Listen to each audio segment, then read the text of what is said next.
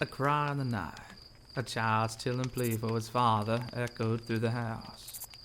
The thin walls of the apartment only served to muffle the tearful shout. The thick, heavy footfalls of a grown man climbed the stairs, each step a hurt thud, each thud a lie that hid the tragic woes of a man who had lost everything. The door pulled open. The lamp clicked on. Darren, is everything all right? Darren sat up in his bed. The light caught the thin trickle of sweat which lightly beaded down his forehead. Upon seeing his father, Darren's lips curled and his tears, which were once a gentle stream, began to flow like a faucet. Whoa now, hey buddy. Darren's father stepped to the bed and sat down beside him. Daddy's here. I'm here now. The father grasped Darren in his arms and gently rocked him back and forth. Is this about Mom? Darren bit his lips at first, but eventually his heart broke open for his father. I had a dream. It was a nightmare.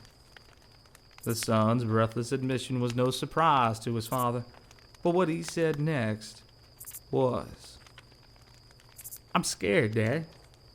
I'm so scared. The father released his grip and leaned back from where he sat. You can tell me. We're all a little scared about something. I dreamt that I lost you, just like we lost Mommy. The realization of what vision haunted Darren's sleep sent chills down his father's spine. What am I going to do if something happens to you? A question that should never leave a child's lips was just issued to a man still heartbroken from his loss. Both of them were scared. Both of them afraid. Oh, don't worry. The man wrapped his son back into his arms. Daddy's not going anywhere. I'm not going anywhere. Darren couldn't see the warm tear that fell from his father's cheek. He hid his pain well and remained strong for his son. But after exchanging his reassuring words with Darren, the father stood, turned off the light, and softly closed the door behind them. That's where I found him, leaning against the bedroom door. He pressed a hand against his forehead as he struggled to calm his own ailing heart. You haven't told him yet, have you? A raspy voice aged with time escaped my lips. I done told you to tell him the truth weeks ago. You can't keep lying to him. You have to tell him the truth. How am I supposed to do that? How can I? I just can't.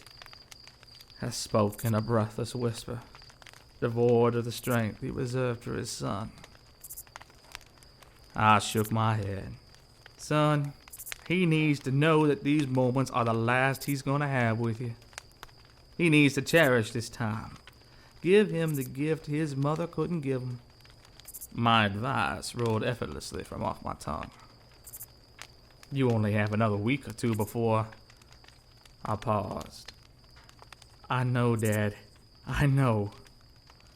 My son looked up to me with a face I haven't seen in such a long time. Many years ago, in a place much like that apartment, I remember holding him like he did his son. I'm just scared.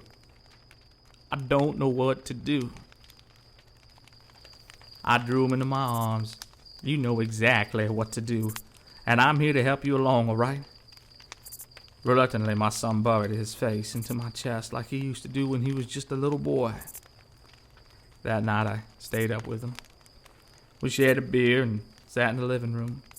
The time I exchanged with him that night gave him the courage he needed to tell the truth the next day.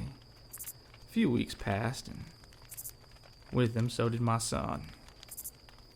Now it's just me and Darren.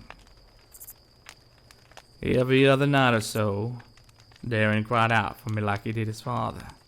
Every time I respond with the same strength my son did. But when I turn off the light and close the door behind me, I find myself just as lost and scared as he. We three kings, Darren, my son, and I, were lost in the same nightmare.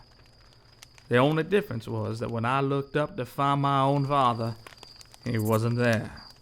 I was alone, with no shoulder to cry on, no one to go to.